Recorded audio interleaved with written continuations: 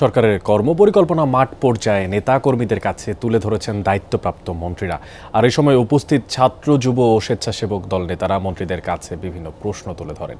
অনুষ্ঠানে প্রধানমন্ত্রী বলেন, দলীয় নেতাকর্মীরা সরকারের পাশে না দাঁড়ালে সরকারের সফল হওয়া কঠিন। তারেক রহমান বলেন, নির্বাচনী ইশতেহার বাস্তবায়নে নতুন যুদ্ধ শুরু করেছে বিএনপি সরকার। সিলন টি রপ্তানিতে শীর্ষে।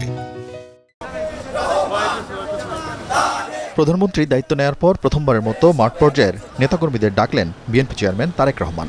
সেই ডাকে সাড়া দিয়ে সকাল থেকেই রাজধানীর কেআইবি মিলনায়তনে জেলা, বিভাগীয় পর্যায়ের ছাত্র, যুব, স্বেচ্ছাসেবক দলসহ বিএনপির শীর্ষ নেতাদের ঢল নামে।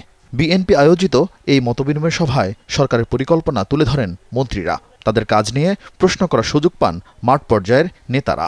সরাসরি কোশ্চেন করছেন যে এটি কেন নেওয়া হয়েছে বা এই পরিকল্পনা নেওয়া ভুল ছিল নাকি সঠিক ছিল। আজকে সেশনটা হলো তো মূলত গভর্নমেন্টের এই কার্যক্রম নিয়ে নেতৃবৃন্দকে অবহিত করার।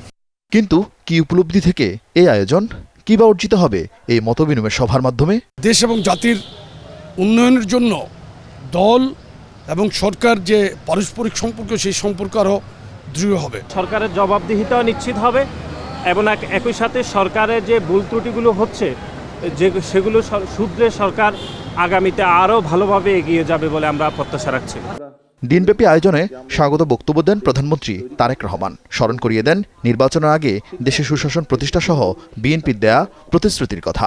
আমরা মানুষকে বলেছিলাম যে আমাদের উপরে যেরকম অত্যাচার নির্যাতন হচ্ছে, যেরকম গুম খুনের শিকার হচ্ছে রাজনৈতিক দলের নেতাকর্মীরা, আমরা চাই দেশে এমন একটি রাজনৈতিক পরিস্থিতি হোক যেখানে আমরা ডিবেট করব, কথা বলবো, কিন্তু এরকম পরিস্থিতি আমরা তৈরি হতে দেব না। প্রিয় নেতৃবৃন্দ, যেই কথাটি বলছিলাম, যুদ্ধ একটি শেষ হয়েছে, এখন আরেকটি যুদ্ধ শুরু হয়েছে। কি সেই যুদ্ধ? সেই যুদ্ধটি হচ্ছে আমরা মানুষকে যে কমিটমেন্ট দিয়েছিলাম সেই কমিটমেন্টগুলোর বাস্তবায়ন করা।